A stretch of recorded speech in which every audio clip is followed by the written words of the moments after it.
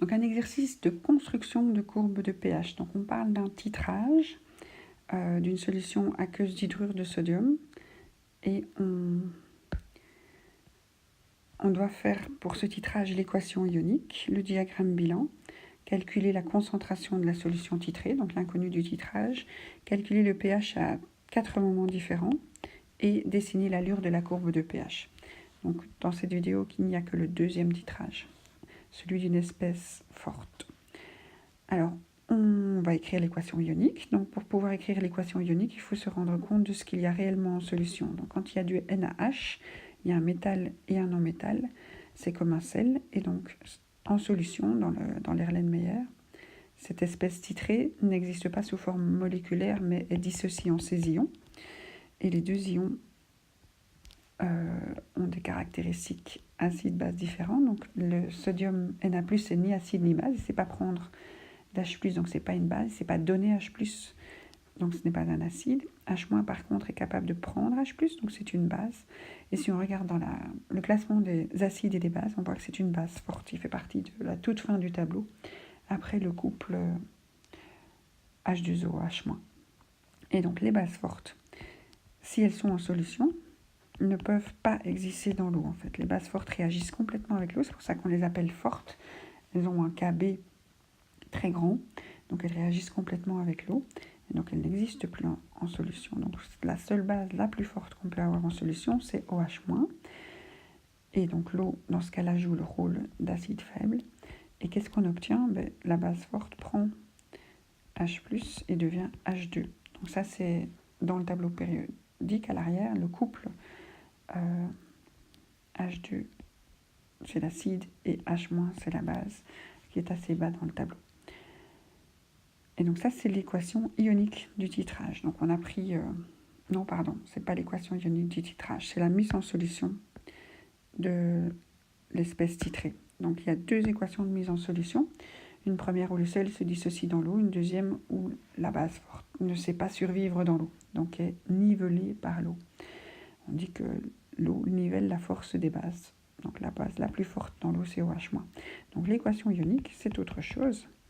C'est quand on prend dans toute cette solution ce qui est l'espèce qui va réagir en acide-base, donc l'espèce titrée, réellement présente en solution, donc c'est pas NaH, avec son espèce titrante. Donc avec quoi va-t-on titrer une solution de base forte? Avec un acide fort. Et en solution, l'acide fort, c'est aussi l'ion H3O+. Donc si on veut, on peut détailler que le titrant, c'est HCl, et que c'est un acide fort, et que les acides forts réagissent complètement avec l'eau, et donc complètement du H3O+, plus du Cl-. Donc l'espèce réellement présente en solution, c'est l'acide le plus fort possible, H3O+. Donc l'équation ionique du titrage d'une base forte, c'est OH- plus H3O+. L'équation ionique du titrage d'un acide fort, c'est la même équation, mais écrite dans l'autre sens, H3O+, plus OH-. Et ça donne de l'eau. Donc sur le diagramme bilan, où on indique les espèces réellement présentes en solution, on va avoir une espèce réellement présente en solution qui disparaît au cours du titrage. Et c'est l'espèce titrée. Donc ici, c'est OH-, la base forte titrée. Au moment où elle aura complètement disparu, c'est le moment de l'équivalence. Et on nous dit que cette équivalence, c'est le moment du virage, du changement de couleur, qu'il est à 8 ml. Et qu'est-ce qu'on a d'autre qui apparaît? Il y a de l'eau qui apparaît. Donc l'eau, on ne va pas l'indiquer. Donc on ne va pas indiquer l'apparition de la base, de l'acide conjugué de H-, puisque c'est de l'eau. Et donc ce qu'on indique par contre, c'est le titrant. Donc le titrant, c'est H3O+. Tant qu'il réagit avec le titré, on ne le voit pas. Mais si on l'ajoute en excès, après l'équivalence, on le voit. Donc ça, c'est le diagramme bilan pour les espèces fortes. Il n'y a donc que du droite brisée à y placer. Donc on a écrit l'équation ionique, c'est le petit a. On a écrit le diagramme bilan, c'est le petit b. Le petit c demande de calculer l'inconnu du titrage. Donc on cherche toujours un titre quand on fait un titrage. L'inconnu, c'est une concentration. Alors si on titre une base forte, l'inconnu est la concentration de la base. Alors ce qu'on sait, c'est qu'au cours d'un titrage, à l'équivalence, on a le même nombre de moles. Alors le même nombre de moles de la base forte titrée, qui était présent au départ, est égal au nombre de moles de l'acide fort titrant ajouté. Donc ça, c'est le moment de l'équivalence. On a ajouté ce qu'il fallait exactement. Et donc avec cette information-là, on peut transformer le nombre de moles en C fois Vs. Et on peut le faire pour la base et pour l'acide. Et à ce moment-là, on peut se dire, je cherche ma concentration de ma base en transformant la formule et en regardant les données. Alors, où est-ce qu'on trouve les données? Donc, l'information qu'on nous donne, c'est qu'on titre 10 ml de notre solution de base forte. Donc, on prélève ça à la pipette jaugée. Donc, ça, c'est notre volume de solution de la base titrée, 10 ml, 0,01 litre. Ce qu'on a comme information, c'est que notre solution titrante était 0,2 molaire et on a titré avec un acide et qu'on a eu besoin de 8 ml de cet acide. Donc ça, c'est le volume de solution de l'acide ajouté, 0,008 litres. Alors pour calculer la concentration, on introduit les trois chiffres, 0,2 fois 0,008 divisé par 0,01 et on obtient une concentration de 0,16 molaire. Donc ça, c'est l'inconnu du titrage. Quand on a fait le titrage, c'était pour avoir cette information-là. Quelle est la concentration de la solution inconnue? Alors la suite, ça va être la construction de la courbe de pH au cours du volume ajouté, donc au cours du titrage. On va placer l'équivalence au même endroit. Donc les 8 ml, la demi-équivalence est à peu près ici. 4 ml. Alors, les 4 moments qu'on va calculer pour pouvoir dessiner l'allure de la courbe de pH, ça va être le pH au départ, donc sans avoir rien ajouté. Ce qu'on a dans la solution, c'est une base forte. On va calculer le pH à la demi-équivalence, donc après ajout de 4 ml au lieu de 8. Là, on a toujours de la base forte, mais on n'a plus que la moitié. On a fait réagir la moitié, il reste la moitié. On va calculer le pH à l'équivalence, donc ça c'est le petit d, le petit e, le petit f. Et là on voit qu'on n'a plus du tout de base forte, donc tout le OH- a disparu, tout le H3O+ a disparu, donc qu'est-ce qu'il nous reste? De l'eau. Donc le pH à l'équivalence pour les espèces fortes, c'est toujours 7, donc on peut déjà placer assez facilement le point du pH à l'équivalence. Et ce qu'on nous demande de calculer en dernier, c'est de calculer le pH avec 1 millilitre de plus, donc juste après l'équivalence, pour voir jusqu'où monte le seau. Alors, pour calculer le pH au départ, c'est un pH de base forte, c'est ce que je vois sur mon diagramme bilan, j'utilise la formule des bases fortes, 14 plus logarithme de la concentration de la base. Quelle est la concentration de la base au départ? C'est ce que je recherchais, c'est ma concentration de ma solution inconnue, donc 14 plus log 0,16, j'obtiens comme pH 13,2. Et donc je place mon pH du point de départ à 13,2. Alors pour pouvoir dessiner la courbe, on va calculer le pH à la demi-équivalence, le petit E. Alors, E, pH à la demi-équivalence. Alors c'est aussi un pH de base forte. Il n'y a que ça qui reste encore dans la solution. Il n'y a pas de mélange tampon ici, puisque pour avoir un mélange tampon, vous devez avoir un acide et une base conjuguée, mais faible, pour qu'il puisse tamponner le pH. Alors on cherche la concentration de la base forte à la demi-équivalence, donc il faut faire un problème stoichiométrique, c'est une des façons de le faire, on trouvera un raccourci juste après. Donc qu'est-ce qu'on a fait? On a pris du OH- et du H3O+, en une certaine quantité, et on a arrêté la réaction au milieu. Donc qu'est-ce qu'on avait comme concentration en OH-? Ça, on la met depuis le début dans l'Erlenmeyer. Donc la concentration, je l'ai calculée, mon inconnu du titrage, mon volume que j'ai prélevé avec ma petite pipette avant de démarrer le titrage, c'était mes 10 ml. Et donc le nombre de moles que j'ai de OH-, c'est C fois Vs, c'est 0,0016 moles. Ça, c'est ce que j'ai depuis le début dans mon Erlenmeyer. Alors qu'est-ce que j'ai ajouté quand je regarde le point de la demi-équivalence? J'ai ajouté de la solution titrante, qui avait une concentration 0,2 molaire, c'est l'énoncé qu'il me disait, et j'en ai ajouté 4 ml. Pourquoi 4 ml? Parce qu'on me dit que l'équivalence, c'est 8 ml. Et donc la demi-équivalence, c'est la moitié de 8. Ça nous fait donc 4 ml. Donc le nombre de moles que j'ai ajouté à ce moment-là, c'est aussi C fois VS, 0,2 fois 0,004, ça fait 0, beaucoup de 0, 8 moles.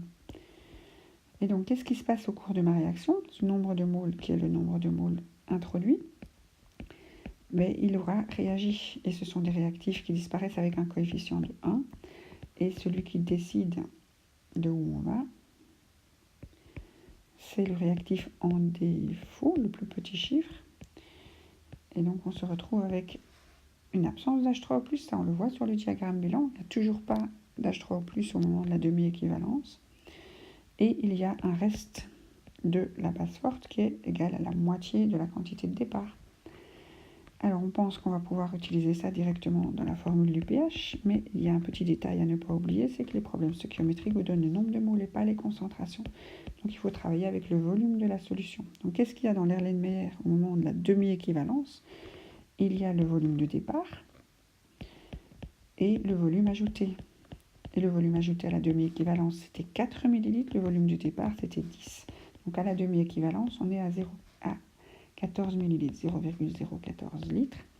Et donc je prends mon nombre de moles, 0,0008, je divise ça par le volume de la solution à cette demi-équivalence. Et j'obtiens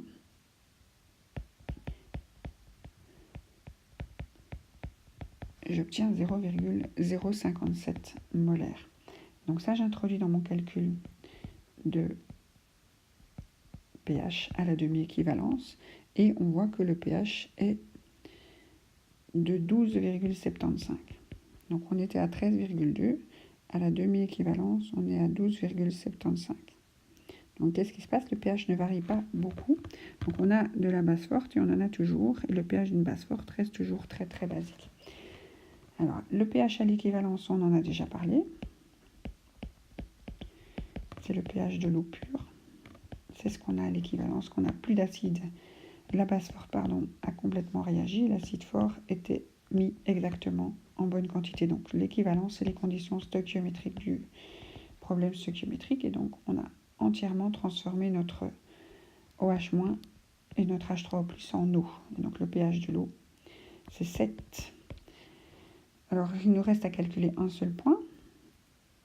C'est celui juste après l'équivalence, mais l'allure d'une courbe de pH d'un acide fort, c'est quelque chose de très droit.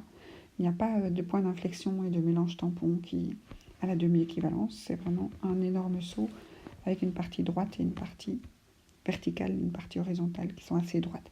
Alors le dernier point, si on a encore le courage, c'est de calculer le pH 1 ml après l'équivalence. Donc le nombre de moles d'OH- introduite avec la pipette dans l'Erlenmeyer ne change pas par rapport au calcul avec la demi-équivalence. C'est toujours 0,016, celui qu'on a mis.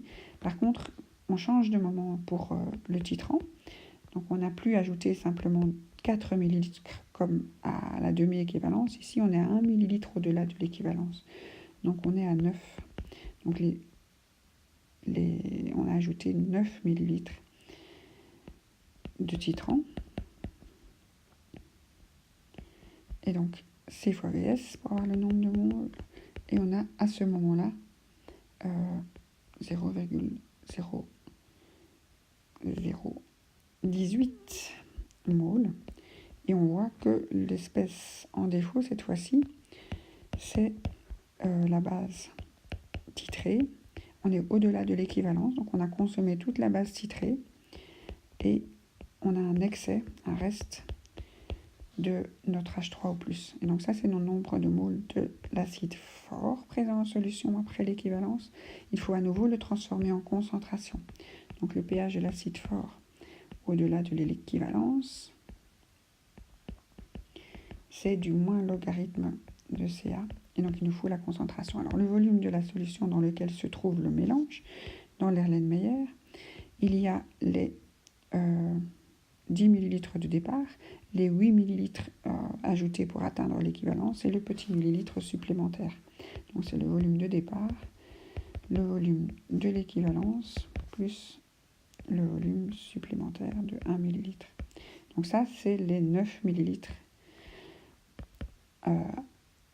ajoutés de H3O+, mais il y avait déjà 10 millilitres pour la solution de départ de OH+, de OH-, pardon.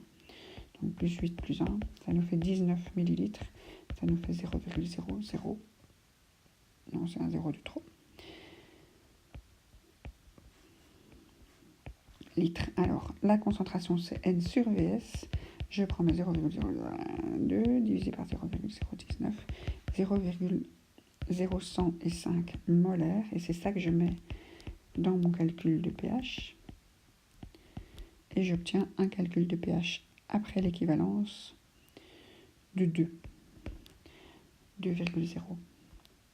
Et donc, mon petit point ici, 1 millilitre après l'équivalence, il est à 2. Alors, si on veut faire ça bien, on peut se dire que cette partie supérieure du seau et cette partie inférieure du seau doivent être égales. Je crois que c'est à peu près bon sur cette allure de pH. Voilà, alors il y a un petit raccourci qu'on aurait pu faire ici au niveau du pH à la demi-équivalence. C'est de se dire le nombre de moles de la base forte à la demi-équivalence est égal au nombre de moles de la base forte au départ divisé par 2. Donc plutôt que de faire tout le problème stoichiométrique ici, on aurait pu travailler comme ça. Mais il fallait quand même calculer ce nombre de moles de la base forte au départ et il fallait encore calculer la concentration avec ce nombre de moles dans le bon volume. Donc je ne sais pas si ça raccourcit vraiment. On n'est pas obligé de décrire ça comme un problème stoichiométrique.